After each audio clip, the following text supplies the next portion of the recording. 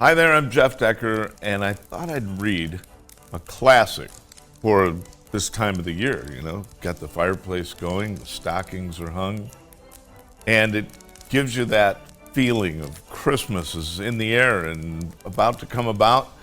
And a story that my parents had read to me when I was young, and a story I had read to my daughter, Alexandria, and in fact, even recorded. You have books that actually record your voice as you read the story. I did that for her on one, and now I'm doing it again for my little grandson, Caden.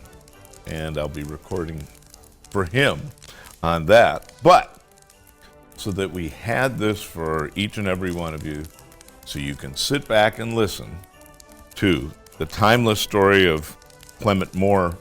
Actually was written as a poem by Clement Moore back in 1823.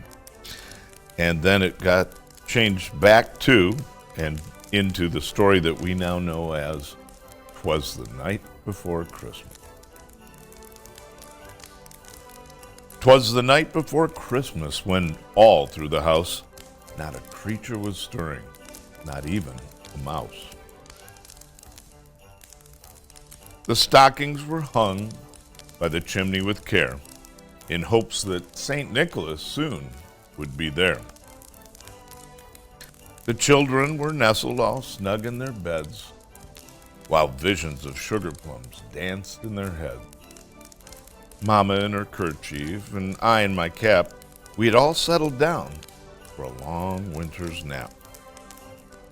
When out on the lawn, there arose such a clatter, I sprang from my bed to see what was the matter. Away to the window I flew like a flash, tore open the shutters and threw up the sash. The moon on the breast of the new-fallen snow gave a luster of midday to objects below. When what to my wondering eyes should appear but a miniature sleigh and 8 tiny reindeer, with a little old driver so lively and quick, I knew in a moment it must be St. Nick.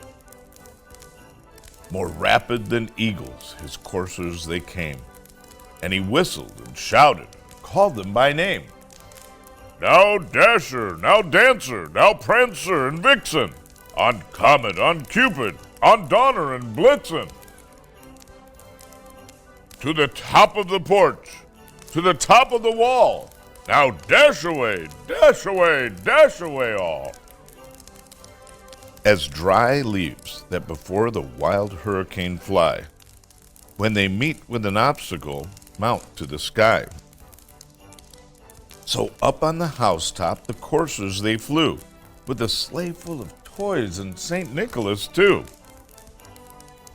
And then with a twinkling I heard on the roof the prancing and pawing of each little hoof. As I drew in my head and was turning around, down the chimney St. Nicholas came with a bound.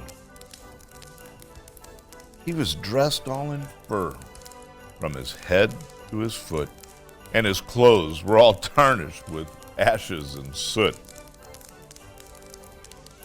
A bundle of toys he had flung on his back, and he looked like a peddler just opening his pack. His eyes, how they twinkled, his dimples, how merry. His cheeks were like roses, his nose like a cherry.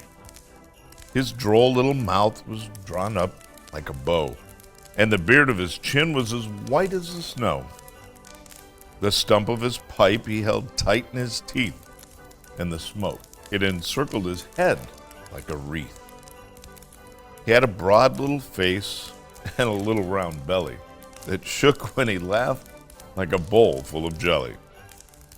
He was chubby and plump, a right jolly old elf, and I laughed when I saw him in spite of myself. A wink of his eye and a twist of his head soon gave me to know I had nothing to dread. He spoke not a word, but went straight to his work, and filled all the stockings, then turned with a jerk, and laying his finger aside of his nose, and giving a nod, up the chimney he rose. He sprang to his sleigh, to his team gave a whistle, and away they all flew like the down of a thistle. But I heard him exclaim, as he drove out of sight, "Merry Christmas to all, and to all a good night." I hope that you have a fabulous and very Merry Christmas, and to all a good night.